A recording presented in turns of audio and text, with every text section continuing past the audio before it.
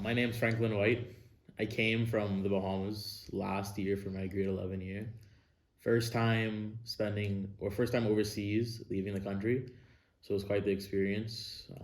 Yeah, I was pretty interested when I saw this opportunity arise. It was quite unique as, being from the Bahamas, being a Caribbean country, it's more island life, sunshine, summer, all year round. In Canada, you kind of witness all of the different seasons. So it's a nice opportunity. When my dad brought it up, I was very interested.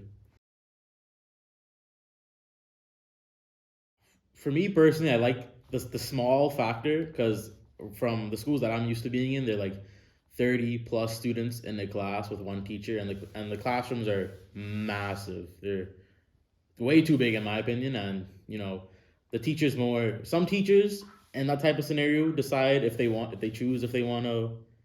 make a connection with you and help you. But most of the time, it's just you're on your own. They're there if you have any questions, but it's a whole nother hurdle you have to jump over to be into contact with them. But here, how there's like it's a very small classroom. It's very one on one. It's good, especially for me because sometimes I might not understand what exactly is going on. So I feel more confident here, being able to go and ask the teacher questions than I would back home. So I'm in Brock House, which is a senior boy house. There is 14 of us. We have two house parents that live in house. It's pretty nice in my opinion. It's the boarding life is it's pretty good. It's especially being a senior boy. I think people don't realize it, but being a senior, you kind of get more privilege almost, as the teachers aren't really down onto you because you're at a certain age now where you're responsible for your own actions. The weekends, well, now that it's winter, it's died down a little bit, but in the beginning, the weekend activities, and it obviously depends on the teacher who's on duty, but they can vary from go-karting to shopping trips down to Toronto to rock climbing to going to go see the new movie that just released. It really depends. And they also introduced this thing, they reintroduced community kitchen, which for if you don't know is when you come into the kitchen with an idea in mind to create some food. You go on the shopping trip to get the ingredients. You come back. You have around 3 hours to create the dish you want. You prepare it, and then you're done. You can choose to share it with your friends or leave, which in my opinion is one of the best weekend ideas because I want to go into culinary school. So it's really nice to see that they've added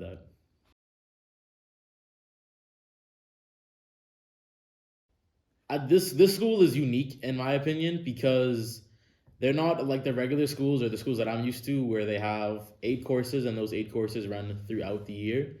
This school they do 3 courses from September to December and then 3 courses from January to May, and then we have one singular course in May, which I prefer as one of the struggles that I found with the 8 courses all year round is that you'd be taught something in September when the final exam comes in June.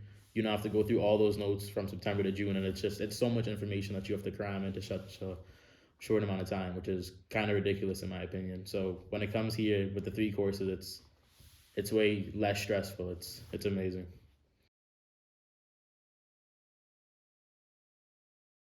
Being a part of the Rosseau community is it's very calm and very relaxing. I would say, as we're on the lake. We live in Rosseau. There's the basketball. There's all the different courts inside of Rosseau, which is very accessible. It's like a 10-minute walk from the school, which is not that much at all if you think about it. And in the village, I feel like it's kind of what a lot of people would expect. It's very nice, collected, quiet, very calm. Like I've said before, there'll always you can always find something to do. It might not be like right in front of you, but you'll always be able to make something of what you have. So it's pretty interesting. It's pretty nice.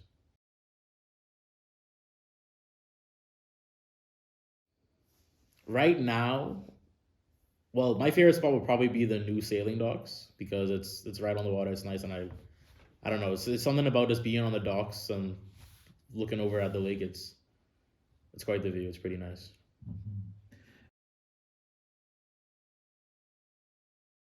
I'd say that typical Rosser like student is someone who wants to come outside of the box and leave the regular academic system of being cramped in the classroom. There'll be someone who's striving to gain more in their life, and someone who really just wants to do more. I would say, as Rosseau Lake College isn't your typical everyday ordinary school. You're definitely coming here expecting different things than you would if you're going to like a regular public school or some other top-notch private school.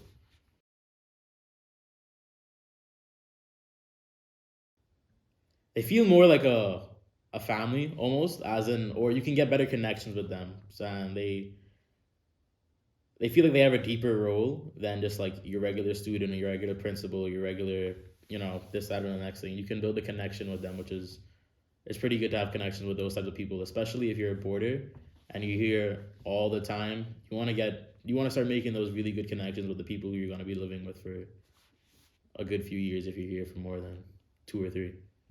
So it's and the staff that they've chosen is like probably the best of the best in my opinion. They're really nice, really easygoing, really easy to talk to, understanding people.